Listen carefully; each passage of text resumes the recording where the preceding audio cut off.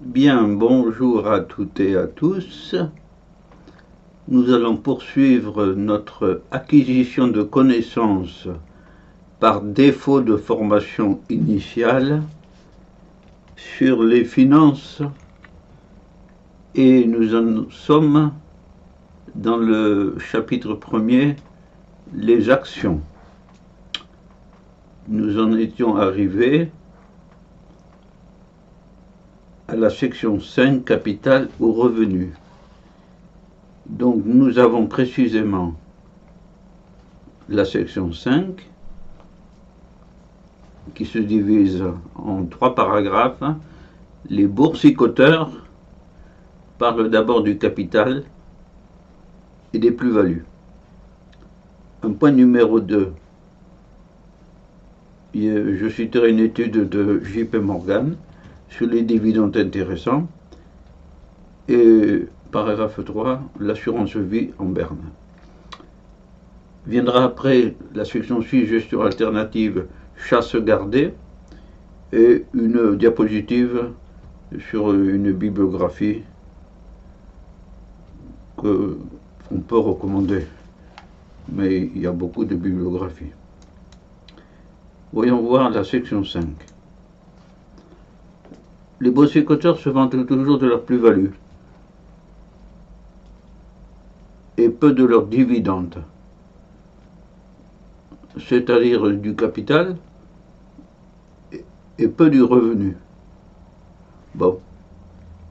Pourtant, une étude de JP Morgan AM conclut à ce que entre 1926 et 2016, c'est une très longue période d'études ça, la performance annuelle moyenne engrangée par les investisseurs en actions est de 5,8 en capital, c'est énorme, et 4% en revenus, dividendes. Donc les chiffres sont assez comparables. Pas tout à fait, mais pas loin. Bref, les revenus ne sont pas à négliger. Paragraphe 3, l'assurance vie en berne, les obligations d'État rapportent moins, et cela se voit à l'assurance vie qui, en 2008, rapportait 4%, en 2017 a produit du 1,6%. Il faudrait actualiser, mais aujourd'hui, ça ne va pas être loin de ce niveau de 2017 ou même en dessous. L'assurance vie en berne. Voyons voir maintenant un mot, une diapositive, comme on dit, sur les gestions alternatives. Définition. C'est un mode de gestion financière non dédié aux actions ou obligations cotées ouvertes au public. Non dédié donc à ce qui est ouvert au public. C'est réservé aux grandes fortunes, voilà, pour les activités non réglementées ou aux investisseurs institutionnels, ce qu'on appelle plaisamment les zinzins, en reprenant les trois lettres des deux mots, qui est une activité réglementée. Ce qui a fait dire à François Hollande, ancien président de la République, mon véritable adversaire, c'est le monde de la finance, bien sûr. Bien sûr. C'est déjà en 1936, lors du Front populaire, les socialistes et communistes au pouvoir, le mur d'argent, ils se sont heurtés au mur d'argent, c'est-à-dire les banques, les assurances.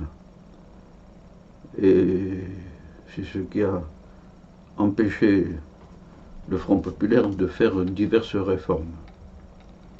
C'est pas nouveau, le mur d'argent. La bibliographie. Alors, Michael Mangeot, économiste, a publié en 2008 Psychologie de l'investissement, qui est devenu un grand classique, et des marchés financiers. Donc, suivez le conseil du grand financier américain Warren Buffett. Warren Buffett, son diplôme. maintenant plus de 90 ans, et qui a affirmé, et grand milliardaire, hyper milliardaire, voilà, et qui a dit, lisez 500 pages par jour, c'est comme ça que se construit le savoir et la compétence. Voilà. Donc lisez, lisez, lisez, prenez des notes, comprenez et mémorisez. 500 pages par jour, c'est un peu fort, hein. Je le dis quelque part dans une vidéo où je montre Warren Buffett. Mais bon, c'est l'idée, quoi. C'est l'idée. Il faut lire pour apprendre. Oui. C'est précieux, hein. Évidemment. Lors du 11 septembre 2001, les particuliers ont vendu en masse leurs valeurs, ce qui a entraîné une chute des cours. C'est lors de l'affaire des Twin Towers, des deux tours qui ont été fracassées par un avion à des fins politiques et religieuses. Donc ça a entraîné un vent de panique, parce que la psychologie des foules, évidemment, a un impact considérable sur les cours financiers. En tout cas, a un impact, parfois considérable. Voilà. Je viens de prononcer psychologie des foules.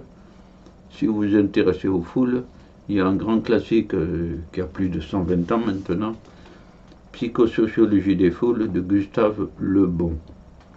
C'est celui dont Hitler s'est servi pour manipuler les foules de Nuremberg. À bon entendeur, seul. Bon. La culture est sans fin. Nous avons traité du chapitre 1er des actions. Nous passons aux assurances, ce sera plus court. Nous allons traiter de l'anglais Lloyds, et en France on verra des évolutions. De Lloyds on verra son histoire, son siège, sa dualité d'activité. En France on verra du point de vue du citoyen et du point de vue des assurances. Donc l'anglais Lloyds, fondé en 1688, il est vieux. Siège, bâtiment mythique, construit par un architecte, Richard Rogers, en 86, à la City, c'est-à-dire le grand quartier financier de Londres, s'administrant de manière autonome par rapport à la capitale, ayant beaucoup de privilèges aussi, notamment pour le Lord Maire de la City. En son centre figure un grand livre où sont inscrits à la main les naufrages à travers la planète qui ont été assurés dans le Titanic. Les naufrages qui ont été assurés. Évidemment, l'un des plus fameux, c'est le Titanic. C'est le livre des naufrages.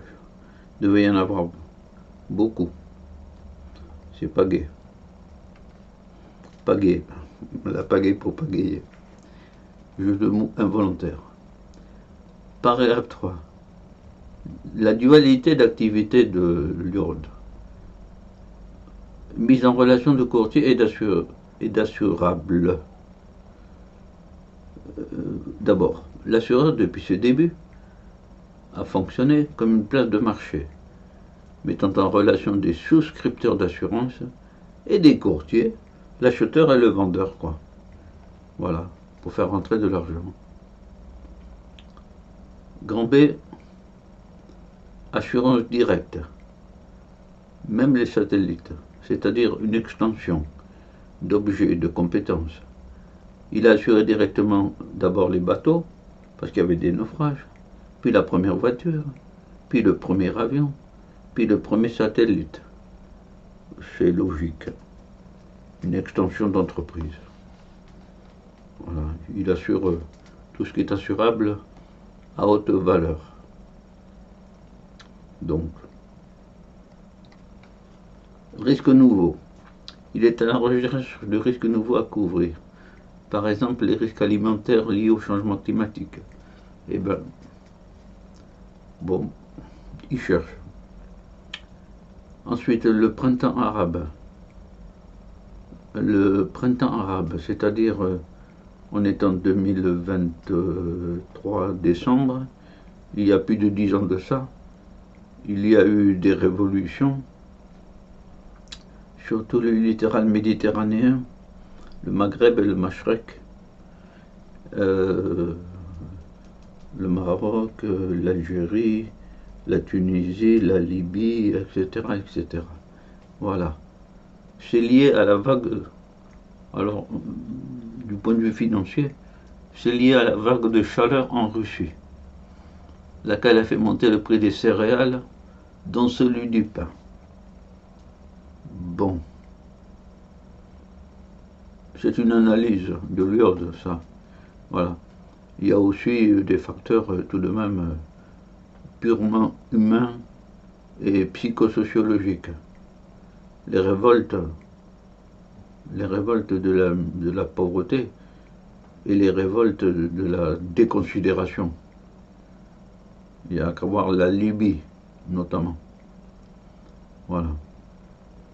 On fait des révolutions aussi parce qu'on est pauvre, d'accord, mais parce qu'aussi il y a beaucoup de plaintes pour la déconsidération de l'homme.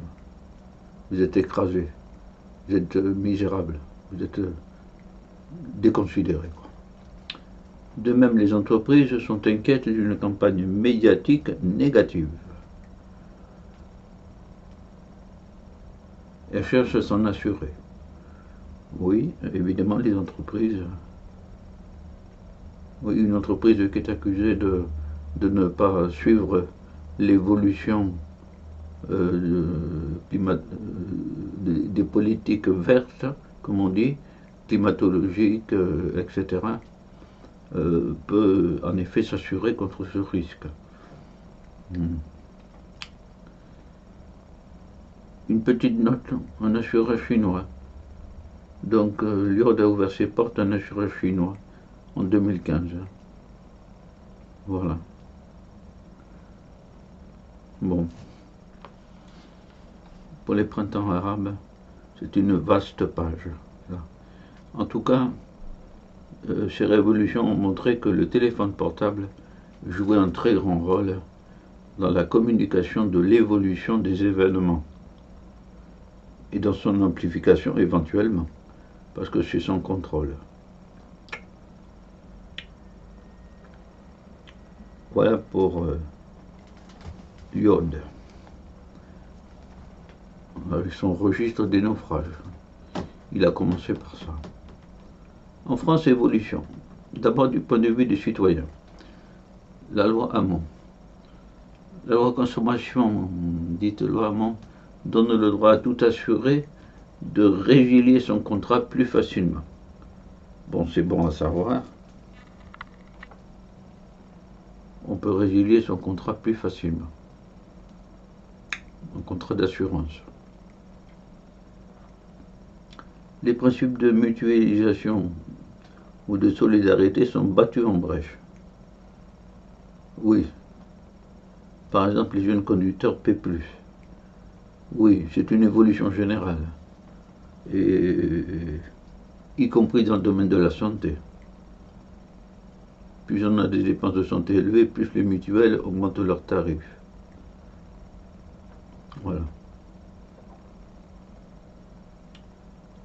Il y aurait 500 000 conducteurs sans assurance. Des conducteurs automobiles, vraisemblablement. Oui, ça coûte cher.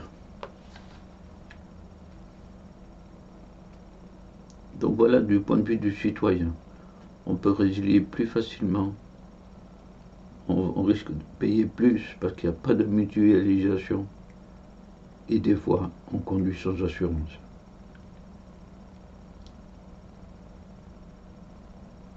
Du point de vue des assurances, un produit et la sur-service. Exemple, entretien automobile. On s'assure sur ça. Banque assurance. Le banquier fait des assurances comme la banque postale. Bon, ben voilà, tout le monde s'y met à assurer les risques. Et c'est vrai que dès qu'on achète même un produit un peu significatif, quoi, au-dessus de 100 euros, on se voit proposer tout de suite une assurance contre les risques de bris, de cassure, etc. Quoi. Bon. On joue sur la peur des gens. Le bon risque. Pour un assureur, il y a de bons risques, c'est-à-dire sans risque. Exemple, les conducteurs non jeunes, jusqu'à un certain âge. À partir du moment où la vue baisse, ça devient risqué. Mais jusque-là, ils sont prudents, ils roulent beaucoup moins aussi. Un paillasson, un truc original. Les assurances ont testé un paillasson qui détecte les personnes d'une maison en fonction de leur poids. Car le poids est un facteur de risque de santé. En voilà un qui est costaud, hélas, pour lui. Oui. Oui, oui. Bon. Le pauvre. Puis vous voulez vous renseigner sur la banque assurance. Bon. Bon. Faut lire les contrats, quoi. Bien. Eh bien voilà ce compte rendu sur les actions et les obligations. Nous avons croisé déjà certaines notions sur les banques, notamment dans les actions, la Banque Saint-Olive, AXA, les assurances. Nous allons retrouver une étude ciblée sur les banques, le programme numéro 3. Voilà. C'est toute cette série cette importante synthèse va vous donner des notions sur un peu tout, même sur un paillasson. Voyez-vous? Voilà. Eh bien, cela dit, faites-en votre profit, parlez-en, et un jour, n'oubliez pas ce conseil d'un grand financier, d'un conseil, donc,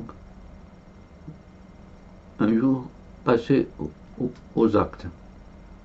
Voilà. Passez à l'acte. Voilà. Voilà. Eh bien, je vous dis sur ces conseils au revoir et tous les succès dans ce que vous entreprenez. Au revoir à toutes et à tous.